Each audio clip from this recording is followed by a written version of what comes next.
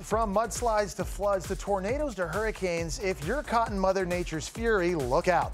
So here to tell us how to stay safe when nature attacks is my pal, weather expert Sam Champion. Great having you on the show, man. All right, Great good to see you. All right, we've got some incredible video to show some people at home here. This 14-year-old girl was rescued after she was swept away by powerful mudslides that wreaked havoc on Southern California. It took rescuers 6 hours to dig her out, and the moment she finally emerged was captured by NBC cameras. When you see a video like this, Sam, what sort of things go through your mind? That's the worst nightmare, because there's nothing you can do really to prepare for that. You know, the hill gives way, your house is taken down with it, and you're fighting for your life in seconds. The first thing I would say is, if you're in a burn area like those areas in California, that's the first thing. You need to be aware where you live and what the dangers are.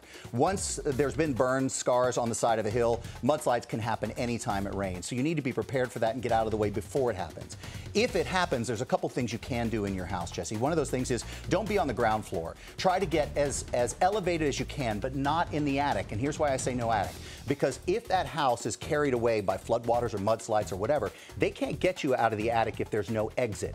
You need to get second floor, third floor, near an exit, near a window, and get out as fast as you can, as soon as you can, when that house stops moving. So have an escape route planned if you're in that situation. Exactly. Okay, this next video was taken during devastating flooding in Texas. A family was trying to make it to safer ground when their truck hydroplaned and flipped 3 times, and you can see Good Samaritans work together to save a baby from the rushing waters. Watch this. We got a baby! Call 911! Baby! It's a baby!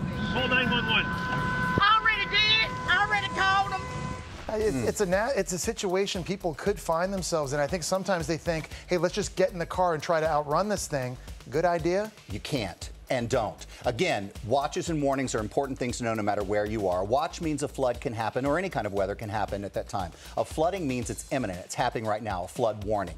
So in a flood warning, you get elevated, high and dry. That's where you want to be. This is surprising. The CDC put out a statistic that said more than 50% of the people who die in floodwaters actually drove into them. Wow. I'll wow you again with the second highest stat is the people who died in floodwaters were either standing along beside them or walking by them just to look at them, and then were swept in. Really? So here's the thing with floodwater. Get away from it. Don't try to post it. Don't try to take pictures of it. Just get where the dry land is and stay away from it. They're unpredictable. That water's moving a lot faster than you think it is, because remember, it's rushing away from something. So 6 inches of water can knock an adult, even a big guy like you, right off your feet.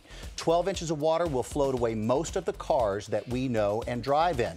And 2 feet of water will take your SUV and make it like a boat. So you don't want to go anywhere near it. And even if you think you can see the other side of the road, floodwater's so eroding that the first thing it does is take the road away. So don't drive in it. Turn around, don't drown. You hear that all the time, and it makes people crazy to say it, but it's true. Just get away from floodwater. Okay, that was a scary video we just watched. Good news, though. Luckily, that family was rescued, and now, just a year later, they've fully recovered, so great news there. Next, we're talking wildfires. There's incredible body cam footage released by the Sonoma County Sheriff's Office showing an officer's desperate search for survivors as the fire rages on. Take a look. Come on! Look, she's disabled. All right, let me get her feet. Let me get her feet.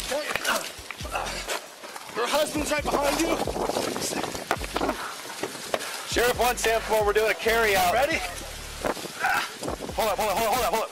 Sam, we've recently seen terrible damage caused by wildfires recently in California. What's your advice for those that are caught in wildfire territory? Of 35 years of covering weather disasters and standing in them, wildfires are the scariest thing I've ever been in, because I have seen them move at 80, 90 miles an hour over a hill. They're taken by winds, and you can't outrun that.